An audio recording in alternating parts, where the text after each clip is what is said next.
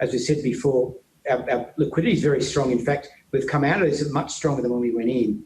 And that means that we've been able to take advantage of the market and to create ourselves to be in a position to be a much bigger business on the way out. So we've made some very sound strategic acquisitions, particularly in the States. And secondly, we're winning a lot of business, particularly we're getting good momentum in the Northern Hemisphere. So, for example, I look, for example, at January where we only lost 2.8 million when the whole world was in lockdown, and that included the absorption of travel and transport, the large acquisition, which added 2 million a month of losses, is a really good position for us because on a pro forma calendar 19 basis, this business should be doing, mid-60s or so million per month in revenue, yet we're only losing 2.8 million. So we're very, very close to breaking even.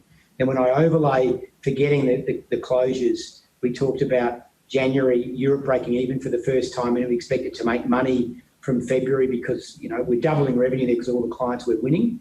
Particularly to this lockdown, we're finding ourselves that with our skill set with both technology and service through lockdowns is helping us win a lot of business. And of course, an accelerating Australian profit because as things start to normalise a little bit here. So they're the encouraging signs. And of course, Northern Hemisphere with vaccines, particularly Europe, North America, they're on track, and the rhetoric from those governments and how desperate they are to get the portion of the population that's at risk vaccinated so can start relaxing travel restrictions is an encouraging sign, but we'll have to wait and see how that goes.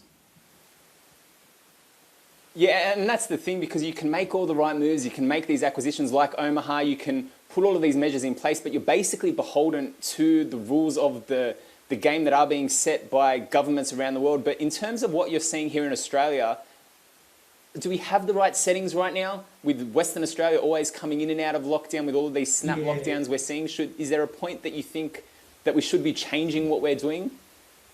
Yeah, I'd like to think so. I mean, for example, we've got JobKeeper, and I don't know what that's going to happen, but we'd much rather just get the revenue recovery than JobKeeper. And I pointed December in Australia and New Zealand where all the domestic was open, all the state borders were open, and here we were able to knock out a $2 million profit or $1.9 million profit in a month when it was open for 2 weeks, which is very encouraging for us because we've always said we make a lot of money on domestic travel.